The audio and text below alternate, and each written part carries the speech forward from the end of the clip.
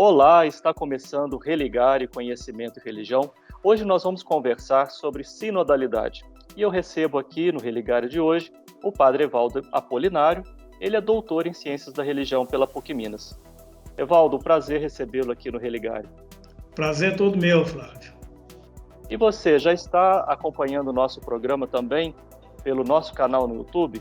Procure por Religar e Conhecimento e Religião, marque no sininho para você sempre ser avisado de um novo programa e também compartilhar as nossas entrevistas. Nós temos também o Religar no formato podcast. Procure pelo seu desenvolvedor favorito e ande por aí ouvindo o Religar e Conhecimento e Religião. Evaldo, quando a gente fala em uma igreja sinodal, em sinodalidade, de que maneira isso pode estar ligado já ao Concílio Vaticano II? Flávio, está ligado de maneira ao Concílio Vaticano II, mesmo que não trabalhou especificamente com o tema sinodalidade, mas trabalhou com a colegialidade.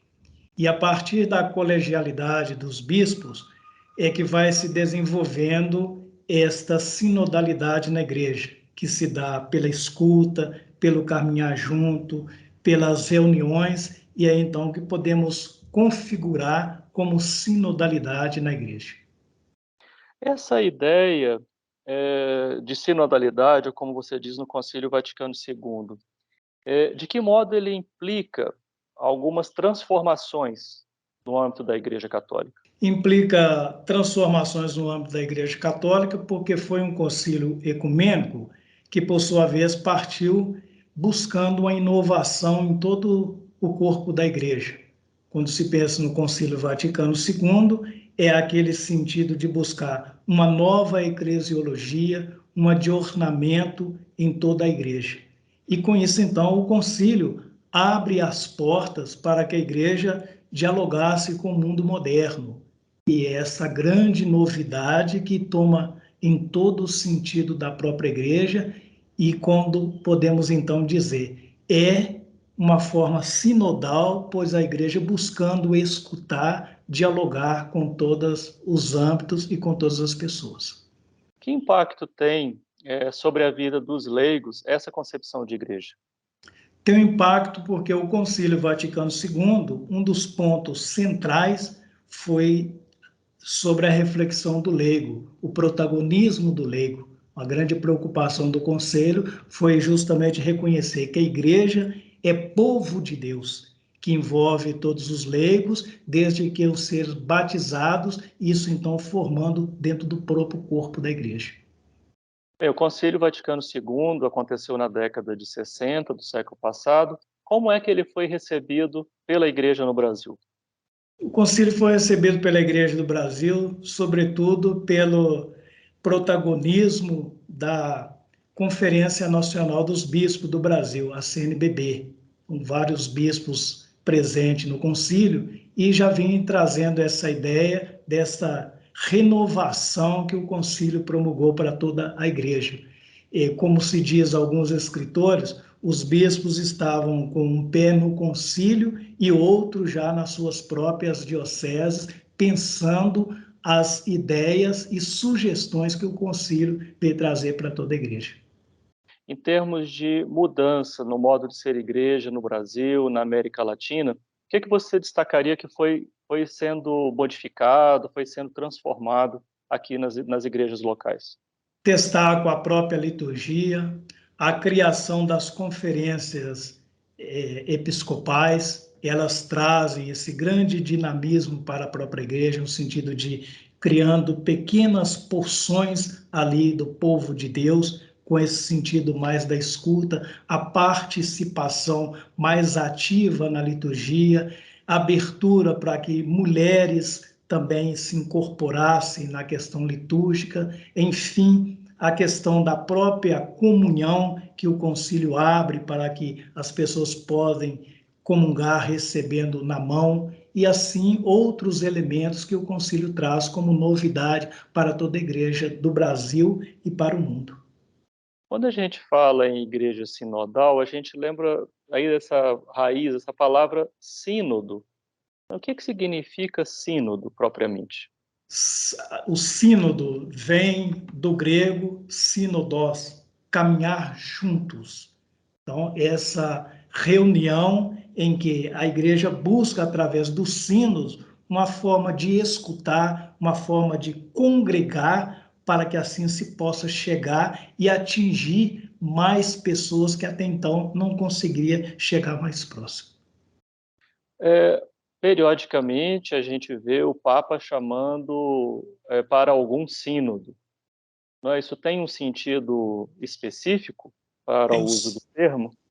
sim, tem um sentido específico para que, de fato, a igreja vai marcando a cada ponto de discussão do que precisa avançar, tanto no aspecto litúrgico, quanto no aspecto pastoral e outras situações que requer da igreja essa mudança, essa atualização, para que as coisas possam, de uma certa forma, ter uma maior comunhão, uma escuta e diálogo para com as pessoas. Você destacou o papel das conferências episcopais na recepção do Vaticano II. Quando um sínodo ele é convocado pelo Papa, como é que as conferências elas participam disso? Como elas se organizam? Como é a preparação para um sínodo? Sim. As conferências participam porque são pequenas porções de dioceses em cada local que se reúne e ali vai se desmembrando para que a preparação de escuta, colhida de sugestões para o próprio sino, decisões primeiro nas conferências episcopais, para se depois levar para uma questão maior que se torna o sínodo. Você destacou, né, desde o Vaticano II, quando se falava em uma igreja colegial, não sei se eu entendi bem, esse termo foi mais usado no Vaticano II, sobre a colegialidade. Colegialidade. Sim, então, mais recentemente, qual é o papel, né, de um Papa como Francisco, no sentido de chamar a igreja à sinodalidade? É uma questão mais recente?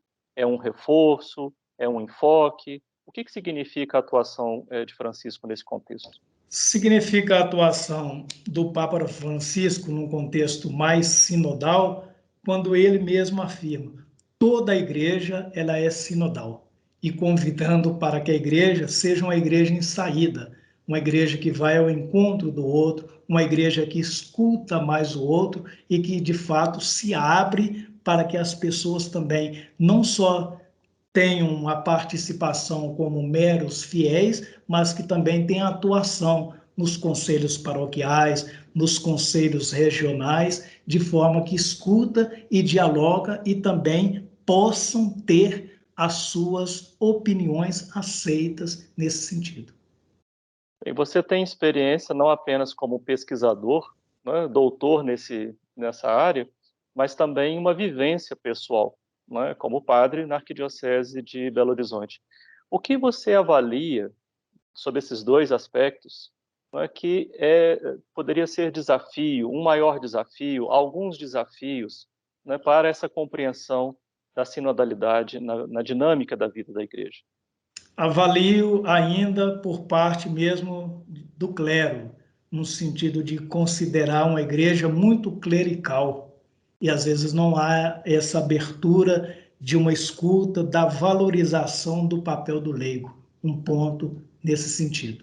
E um outro, e vem em contrapartida de também alguns leigos, de não reconhecerem o seu próprio papel e às vezes querer voltar a uma tradição da igreja que, por sua vez, já alcançou um avanço e quer ainda retroagir no sentido do aspecto litúrgico e, enfim, em outras situações. Avaliando ainda o momento atual, porque a gente vai ter oportunidade de falar especificamente sobre a Arquidiocese de Belo Horizonte. A gente vai deixar para um pouco mais adiante na nossa conversa falarmos sobre isso.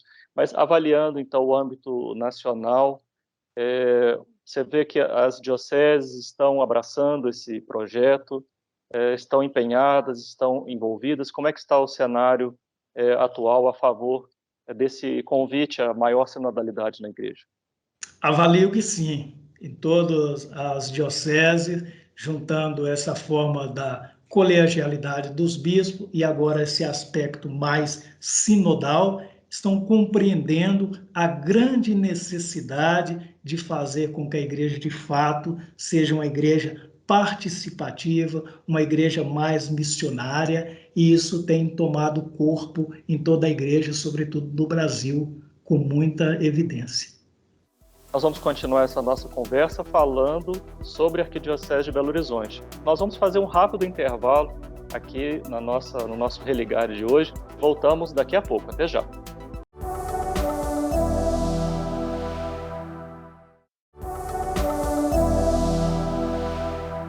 Estamos de volta com o Religare, Conhecimento e Religião. Hoje eu recebo o Padre Evaldo Apolinário.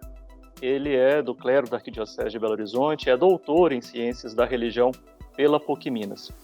Evaldo, a gente vem conversando aqui sobre esse tema da sinodalidade, desde a questão do Vaticano II, como as conferências episcopais têm se preparado, né, para os sínodos, para esse chamado de Francisco a uma igreja sinodal. Vamos falar agora sobre a Arquidiocese de Belo Horizonte, que foi objeto da sua pesquisa na sua tese de doutorado. Como é que foi a recepção do concílio, especificamente na Arquidiocese de Belo Horizonte, Arquidiocese centenária?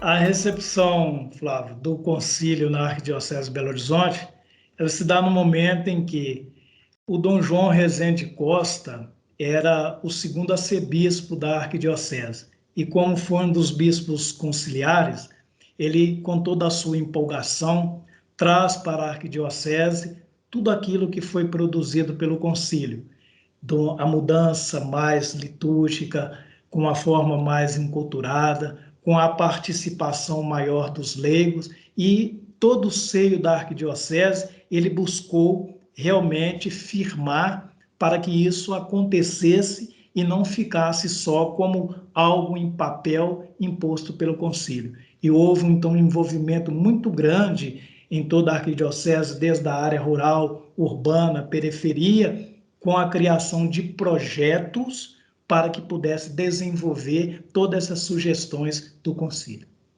Nós estamos falando de um período muito tenso do ponto de vista político, social, aqui no Brasil. Nós estamos falando de um momento de recepção do Vaticano em plena ditadura civil-militar no país. Isso impactou, de alguma maneira, a ação da igreja? Que enfrentamentos a igreja precisou ter nesse momento? Impactou, sim, na igreja de Belo Horizonte devido a essas interferências. Inclusive, até alguns padres da igreja de Belo Horizonte foram presos por acharem que estavam extrapolando diante das ideias colocadas pelo concílio. Então, o Dom João, que era o arcebispo na ocasião, teve essa dificuldade de lidar com essas questões. Mas, ao mesmo tempo, também havia essa dificuldade de alguns padres também aceitar essa novidade trazida pelo concílio. Aí requeriu uma forma de um trabalho pastoral bem intenso para poder cativar aqueles que até então não haviam imbuído esse espírito trazido pelo Concílio Vaticano II. Logo após, ali, falando assim dos anos 80, então, saltando um pouco nesse período, a Arquidiocese de Belo Horizonte passou por uma reorganização pastoral. Você estudou esse momento. Em que consistiu essa reorganização pastoral nesse período na Arquidiocese de Belo Horizonte?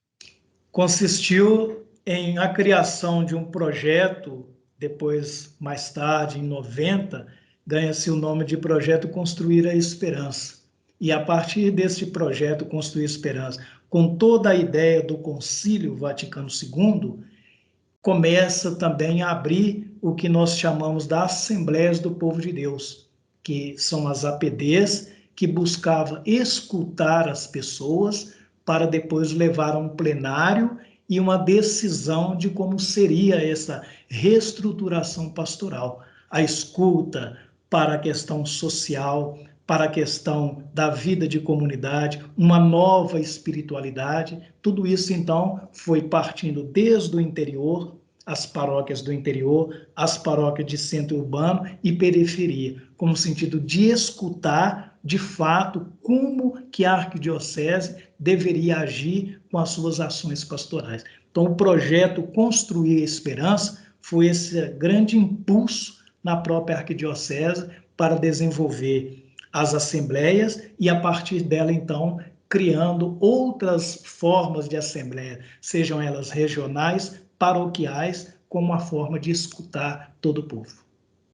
Você destacou o papel de Dom João Rezende Costa, né, na recepção do concílio. Nesse momento, quais são as lideranças, quais são as pessoas que você destaca como importantes para esse momento? Neste momento, já se dá o governo de Dom Serafim Fernandes de Araújo, auxiliado por um grupo de teólogos, com muito destaque o padre Alberto Antoniazzi, o padre Libânio e outros que incorporaram a esse projeto para que, então, tudo isso pudesse chegar de uma forma mais acessível ao povo e também ao clero, buscando unir fé e vida, que era o princípio do projeto Construir Esperança, para que o povo pudesse viver com a esperança nas palavras de Dom Serafim, sentir-se animados a ter fé e ter esperança. Você fez um estudo baseado em documentos dessas assembleias, do projeto. Conta para nós um pouco a sua rotina do levantamento dos dados, da pesquisa que você fez. Sim, a pesquisa, cujo título foi As Assembleias do Povo de Deus e o projeto Construir a Esperança na Arquidiocese de Belo Horizonte, interrogando se o projeto e as assembleias colaboraram para o desenvolvimento da sinodalidade na Igreja de Belo Horizonte. Com isso, então, nós pesquisamos livros de atas, livros da própria biblioteca, também pesquisamos arquivos dessas assembleias, escritos do projeto Construir Esperança, embora não ter tido tempo ou também por não avaliar como seria mais interessante de escutar pessoas, porque a maioria já morreram, mas tive contato com alguns padres mais antigos que viveram intensamente toda essa preparação e pude, então, também certificando através do que estava registrado e o que falavam, que eram algo bem prudente para poder desenvolver nessa tese. Sim, falando sobre o momento mais recente, né? Como é que mais recentemente se organiza pastoralmente a Arquidiocese de Belo Horizonte, que recentemente completou 100 anos de existência, não é? De que modo essa sinodalidade ela se mantém presente através das mais recentes chamadas Assembleias do Povo de Deus? Mantém presente na arquidiocese pelo dinamismo da própria escuta, da participação, de não ser algo feito só pelo clero, mas com a participação de todo o ser batizado. Isso é o processo sinodal, de escutar o povo, deixar com que também tenham a participação e tem voz ativa dentro da própria arquidiocese. E continua pelas assembleias, que já estamos na quinta APD, nessa mesma dinâmica de escuta das assembleias paroquiais, depois um âmbito maior, a Assembleia Regional e a Assembleia Arquidiocesana. E que novas lideranças têm despontado, né, para animar todo esse processo? Além, obviamente, do arcebispo, né, Dom Valmor Oliveira de Azevedo, que outros nomes você destaca, outras instituições que têm colaborado com as assembleias?